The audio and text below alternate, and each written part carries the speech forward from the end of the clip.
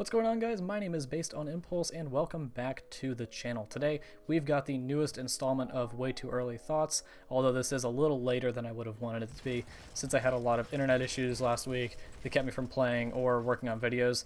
It's also why we missed Friday and Sunday's uploads. My router got fried in a storm and then there was an outage.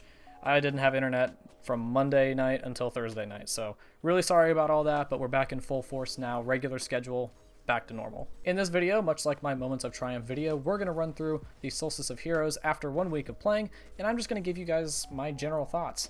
The background gameplay won't be super intriguing, just some EAZ stuff, so if you want to listen to this instead as kind of a mini podcast, feel free to go to another tab and do something else while you're listening to this video. Since Solstice isn't nearly as in-depth and didn't add as many changes to the game, this video will probably be a little bit shorter than the Moments of Triumph video. But after you finish the video and hear my thoughts, let's all sound off in the comments. Do you like Solstice? Hate it? What's fun? What's boring? What is absolutely terrible? Let's talk about all that stuff in the comments section down below. Also, before we hop into the video, I just want to give you guys a humongous thank you. We just hit 1,000 subscribers as well as got approved for YouTube Partner. These are both insane milestones for me and ones I honestly was never really expecting to hit. I was just kind of uploading to YouTube for fun, and you guys have been just absolutely blowing my mind lately with support. Partner is going to allow us to do more cool stuff on the channel, and we'll also hopefully get access to membership soon, so that if you guys feel inclined to give me a little extra support, there is a way for you to do that. You guys' support means the world to me, and the sky is the limit for what we're building here. As a little celebration, we'll be having a community night tonight on Twitch. Stick around to the end of the video for a little more information on that. For now though, let's go ahead and talk about Solstice of Heroes for this year. So first and foremost, let's talk about the armor and that whole pursuit. It's very similar to how Solstice has worked in the past, 3 tiers of armor with challenges on each piece like EAZ kills, collecting elemental orbs, completing crucible matches, getting kills with certain weapon burns, etc. The buffs that you get from the elemental charge buffs are, as far as I can remember, very similar or exactly the same as last year. I'm going to make a video about one of these buffs in particular soon actually, as it can help you out with some solo or more difficult content. The challenges that ask you to get elemental orbs in Crucible, I personally think should be generating the orbs and not actually picking them up, but that's kind of nitpicky on my part.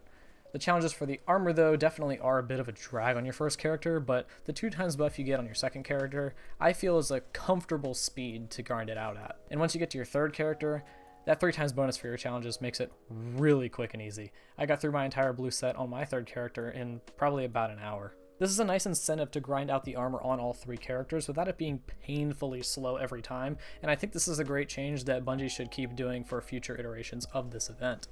Something else regarding the armor leveling that I think is a great change is that once you earn the Magnificent set, those challenges are retroactive in a way. Essentially what you should do to maximize your efficiency for the armor grind is earn the Magnificent set without any glows on all 3 characters. Then when you complete a challenge like 7 Trials wins or a Master Nightfall, it auto-completes on the other 2 characters' armor sets as well. Doing the armor this way, rather than doing the challenges 3 times across all 3 characters, is a fantastic way to do it and is going to save you a whole hell of a lot of time.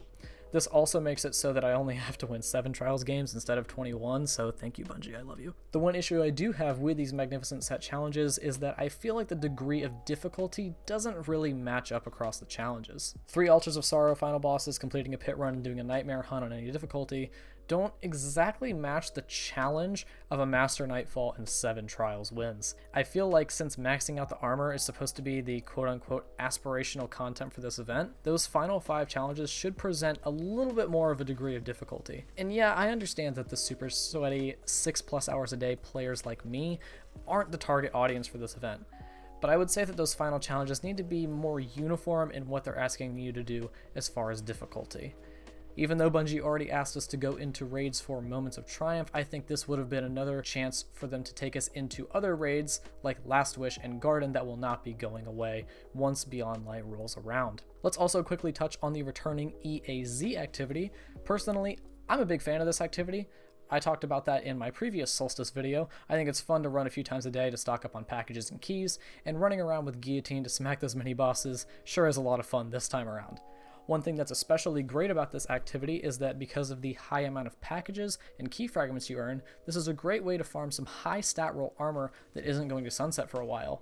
If you're someone like me who's trying to prepare for Beyond Light in the day 1 raid race, even if you're a casual player, this is something that you will probably want to do, as it'll help you replace maybe some of your outdated armor that's going to sunset, or it'll allow you to start building up a good stat distribution on your character. Also, Bungie, please nuke that servitor boss. I hate that thing so much. It's like stepping on an anthill. Finally, let's talk about the elephant in the room. This event has always been one where the Eververse gets filled to the brim, and a lot of people are up in arms about it this time because of the armor glows. People are stating that the armor glows aren't as bright as they were advertised, and that it's a scam, and that they want their money back, blah blah blah. Here's my take on Eververse for this event and as a whole as its place in the game. Eververse is a good thing to a point. Items like the Divinity Sparrow or Hive Sparrow should be in activities where it makes sense to earn them and not in the Eververse. Bungie said that they're changing this though, so good on them for that. As for the people saying that the armor glows are guilty of false advertising or whatever, I think that's asinine. If you don't like it, don't buy it. If the armor glows don't look like what you were hoping for, don't buy it. I don't really think that's all that controversial. And I know people have been giving Eververse a lot of crap lately for prices and how full it is compared to actual content, but Bungie uses Eververse to directly fund a lot of development. Hell, the Whisper and 0 Hour missions were funded entirely through Eververse purchases. And yeah, I do agree that charging more for an armor glow that only works on one set of armor than they do for a season is a little ridiculous, but at the end of the day, Bungie is a business and has to make money off the game. So TLDR on Eververse, if you see something you like, by all means buy it. If you don't like it or think it's overpriced, don't. I'd like to hear you guys' thoughts on all the Eververse stuff, so sound off in the comments. Do you think it's fine? Do you think it needs some improvement?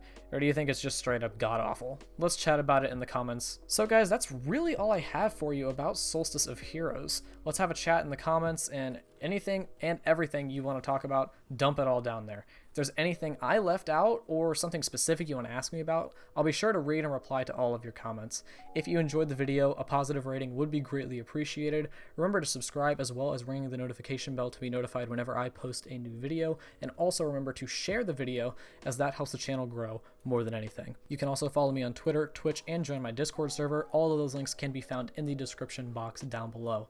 Let's quickly also chat about the community night that I mentioned at the top of the video. I'm planning on going live tonight around 7 p.m. Eastern time. I'll be helping you guys out with some Destiny stuff, and later on after that we'll be playing just some fun party games like Fall Guys and golf with your friends. So make sure to stop by for that, because we'll be having lots of fun and memeing around. Follow me on Twitch to be notified when I go live, and join the Discord. We'll be grabbing anyone and everyone that wants to play out of Twitch chat and the Discord. So thanks for watching guys, and I will see all of you tonight on Twitch for the community night.